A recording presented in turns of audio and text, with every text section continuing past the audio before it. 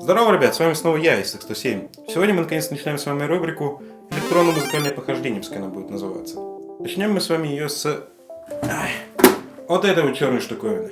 Знакомьтесь, это Lelu DS. Начать не хотелось бы с истории о том, как и, что важнее, почему я обзавелся этой штукой.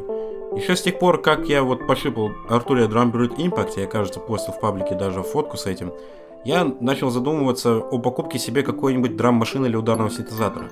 Причин на это было несколько, это и удобство, и гибкость, и уникальный звук каждой из них, и просто то, что вот коробочка с крутилками, которую можно подержать в руках, она больше воспринимается как музыкальный инструмент живой, чем просто драм-ролл с сэмплами. Хотелось при этом чего-то хоть немного аналогового, а не того же, например, там Pocket Operator. К тому же Pocket Operator уже есть у моего брата, я могу в любой момент его одолжить и поиграться. Но пока что как-то не одалживал мне, потому что Pocket Operator, честно говоря, кажется штучкой скучноватой. Современные варианты мне отлетали сразу из-за стоимости, и поэтому я полез на Авито. Винтажные варианты по типу 707, 808, там, 909, чего-то еще, они тоже сразу отлетали в сторону, я не хотел тратить больше 10 тысяч.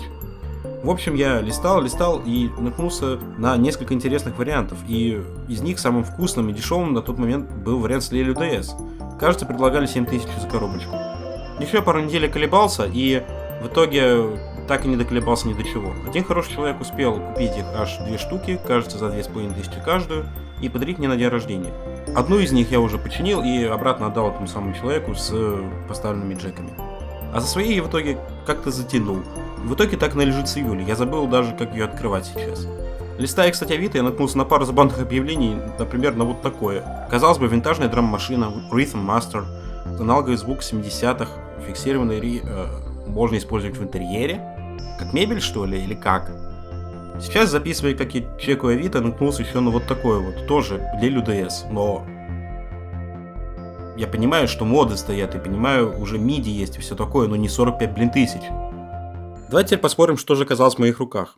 Во-первых, Lelu DS это не драм-машина, это ударный синтезатор. Он не может сам по себе как-то генерировать ритмы и так далее. Он может только делать всякие пиу-пиу, дыш-дыш, когда ему говорят это делать. Поставлялся он с парой вот таких вот ударных пэдов. У меня он один уже есть, я уже успел, как видите, переделать его даже на джек. Они подключаются к самому синтезатору и после этого, видимо, становились дополнением к полноценной ударной установке. Я не ударник, поэтому вместо пэдов буду туда просто подавать звук со звуковой карты своей. А позже, видимо, не в этой серии, потому что не успею, мы туда добавим еще и MIDI, будет вообще все чики-пуки. Говоря об этих пэдах, кстати, они очень большие и внутри как-то уж излишне сложно устроены. Основной элемент пэда это резиновая мембрана, которая установлена на вот такую вот металлическую подложку, на которой установлены дошки, на конце которых установлена резинка, и она уже передает звук на вот этот, пожалуй, самый брутальный пьезодатчик, что я только видел. Серьезно, вот самый обычный современный пьезоэлемент для сравнения. Поскольку пэда в комплекте шло 2, то и каналов в синтезаторе тоже 2, причем абсолютно идентичных. На передней панели прибора находится индикатор сеть и 2 ряда крутилок. Верхний из них отвечает за первый канал, нижний из них за второй. Каждый канал имеет 2 отдельных генератора. Это тон и шум, отвечающие за тональные шумовые звуки соответственно. Самая левая крутилка – это регулировка чувствительности. Она меняет то, насколько сильно у нас синтезатор будет реагировать на звук с пэда. Дальше находятся регулировки блока тон. Это базовая высота сигнала, его атака, спад, время спада частоты сигнала с высокой до низкой и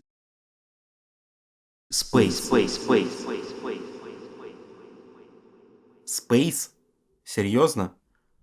Регулирует она то, насколько сильно частота в начале выше, чем в конце. Не спрашивайте меня, я понятия не имею, почему оно так называется. Дальше идут регулировки блока шум. Крутилки спектр и тембр обе регулируют звук шумового генератора, а атака и спад его, соответственно, атаку и релиз.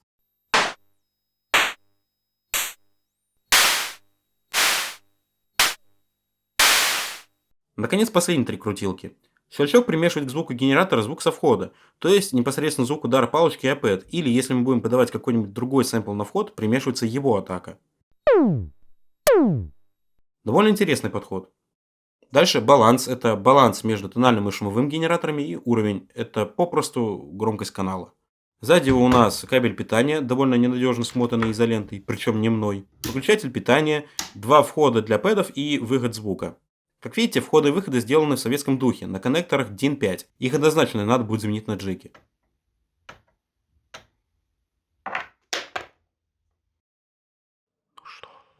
его.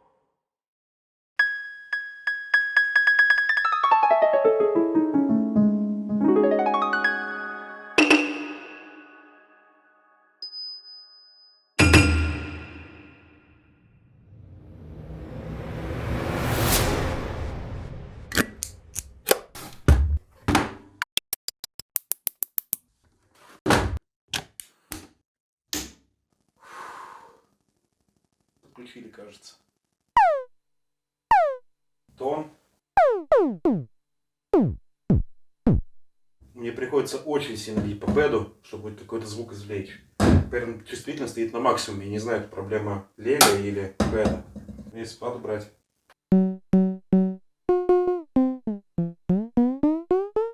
Теперь релиз увеличим. Атака.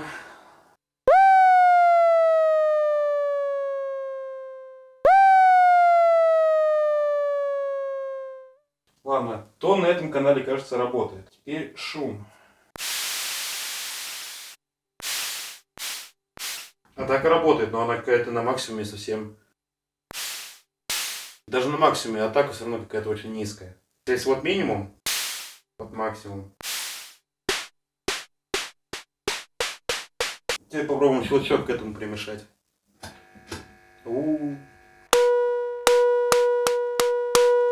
Без щелчка и с щелчком сразу появляется шум вот.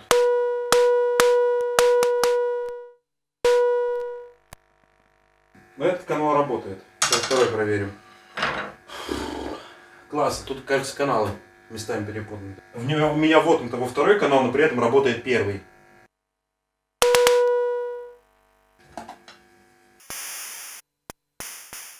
Я был уверен, что на втором канале сломан шум, но он вроде как работает.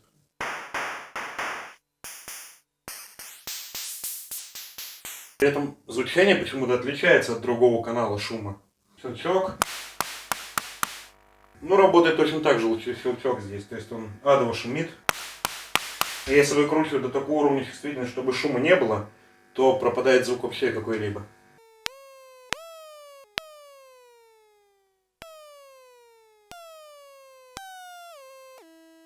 Я, оказывается, ошибался. На втором канале не работает тон, а не шум.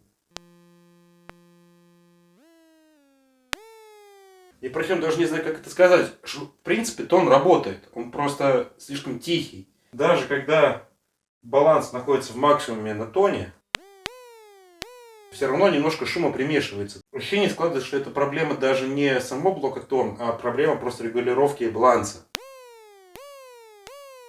Теперь я хочу попробовать вместо пэда воткнуть звуковуху, чтобы посмотреть, могу ли я со звуковухи действительно посылать сюда сэмплы какие-то и получать при этом какой-то звук.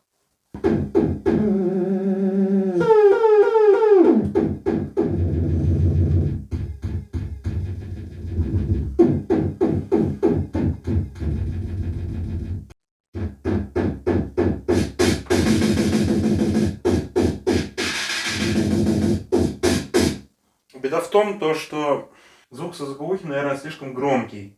Мне, наверное, придется сделать его тише. Во-вторых, он не может слишком быстро играть. Он уже на темпе 194, что, в принципе, темп, конечно, высокий, но такой средневато высокий для электронной музыки. Спад недостаточно низко опускается, то есть я не могу опустить до той степени, чтобы у меня было слышно отдельные ноты. Причем понижение спейса при этом или понижение чувствительности тоже никак не помогает этой ситуации. Давайте обсудим, какие проблемы у нас есть, что нам нужно с этой штукой делать вообще. Самая очевидная проблема с этой штукой, пожалуй, является то, что у нас здесь нет вот этих вот двух крутилок. Почему их нет? Я обещал об этом рассказать. Дело в том, что вот эти вот ручки, они очень хрупкие и при этом очень туго вынимаются. И одна из них у меня уже сломалась. Вот, это как раз крутилка баланса. Сломал я ее, пока пытался поставить ее на громкости, чтобы хоть как-то ее повернуть. Беда в том, что один раз их снять, это уже смерть. Пока я буду ее разбирать и снимать все эти ручки, соответственно, я еще половину их переломаю. Дальше я вижу, что кто-то уже ее пытался чинить, потому что здесь вот эти вот ножки, которые, очевидно, должны быть снизу, они стоят с одной стороны сверху, а с другой стороны как раз-таки правильно все снизу. То есть кто-то взял с одной стороны, их перепутал и поставил не с той стороны. Сзади это не дело, изолента это плохо, тем более на сетевых проводах.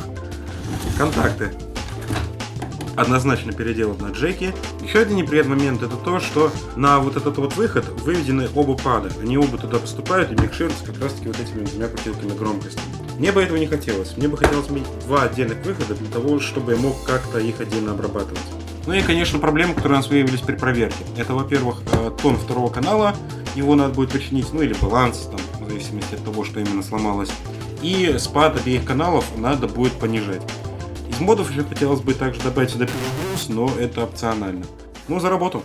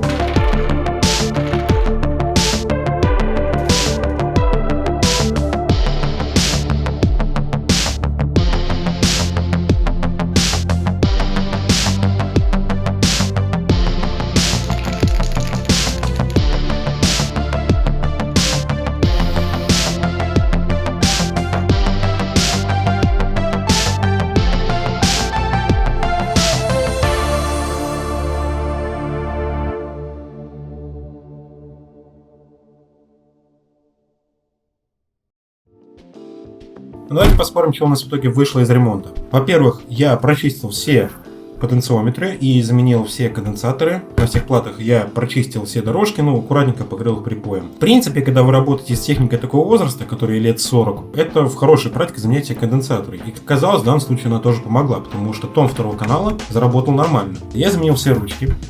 Они теперь вот такие вот красивенькие, серенькие, мне прям нравятся. Вместо тех вот старых вот черных советских. И они теперь есть все на каждой крутилке. Найти их было достаточно сложно, и они не до конца подходят. Но благо адаптеры, которые я распечатал, они помогли их поставить. Теперь по модам. Во-первых, спад, я его понизил. Теперь эта штука может играть быстрее, потому что звуки теперь, которые она издает, они стали короче. И за счет этого она успевает срабатывать на часто подаваемые на нее импульсы. Во-вторых, вот эти крутилки громкости, теперь, когда они дальше где-то примерно середины, начинается перегруженный звук на входе выходить.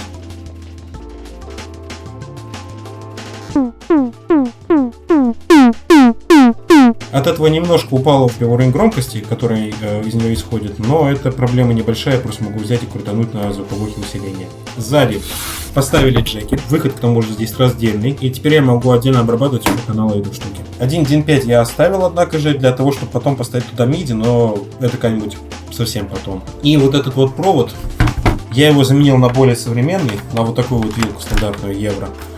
И вот здесь внутри теперь не скрутка, а пайка. Снаружи, да, осталась изолента, но зато теперь, по крайней мере, за него как-то вот так вот дергать, он не отвалится. И, в принципе, пайка это более надежно, чем скрутка. Ну и да, вот эти вот панели, они теперь не черные, скучные, а такие вот космические, что ли. По крайней мере, это всяко лучше, чем черные и коцанные панели. Мне не терпится уже поиграться с этой штукой, так что давайте мы с вами подключим сейчас ее к звуковухе, и я попробую написать что-нибудь чисто на ней. Чисто как небольшой такой челлендж для себя. Погнали! Так, ну я вроде как себя подключил к своей звуковухе. Причем, если вы посмотрите внимательно на кадры, которые сейчас покажу, то увидите то, что там она просто примотана к ней изолентой. Я, к сожалению, другого решения не нашел пока что. Теперь я создаю драм-рэг. В принципе, я думаю, не сильно важно, что конкретно мы посылаем. Лили я не включил. Громкость на нуле стоит. Теперь теоретически мы должны иметь какой-то звук. Кажется, если выставлять совсем короткие какие-то времена, то тогда она успевает срабатывать между вот этими вот разными участками волны. Да. Ну ладно, тогда мы можем просто взять вот так вот его обрезать и подать буквально одну полуволну и все. Во, вот теперь она срабатывает один раз. Давайте попробуем сделать какой-нибудь простенький бит. Кажется, у меня местами перепутались бочка и снейр.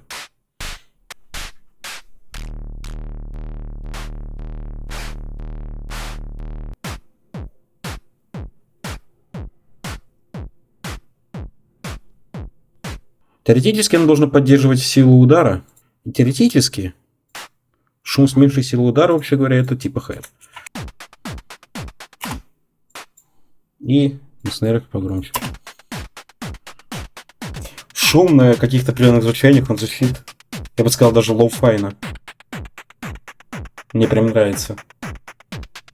Давайте что-нибудь поинтереснее сделаем. Чуть-чуть побыстрее.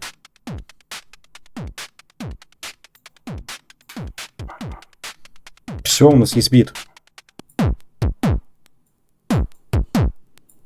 Сбивочки не хватает.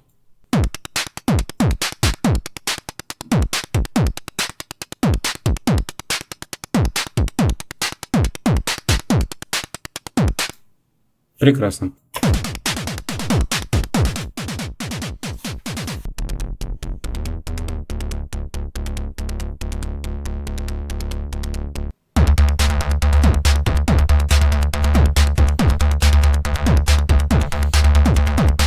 Давайте туда перестроим немножко ниже.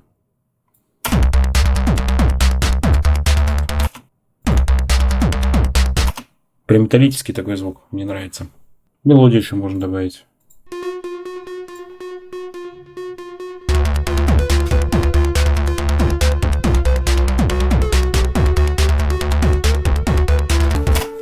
Я что-то заигрался. Чтобы сюда что-то добавить.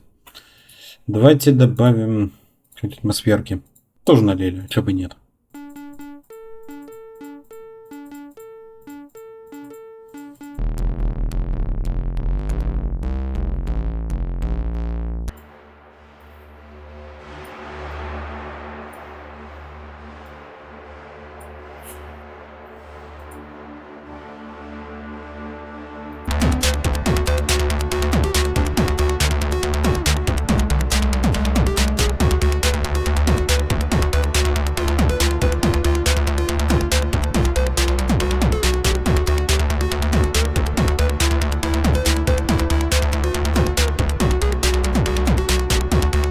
Вот у нас получился какой-то бит в итоге из Леля. В принципе, у нас неотвеченным остался, пожалуй, разве что только один вопрос. Вы помните то, что я вот специально понижал на нем дикей, ну, спад, чтобы мог играть быстрее. А насколько быстро он может играть?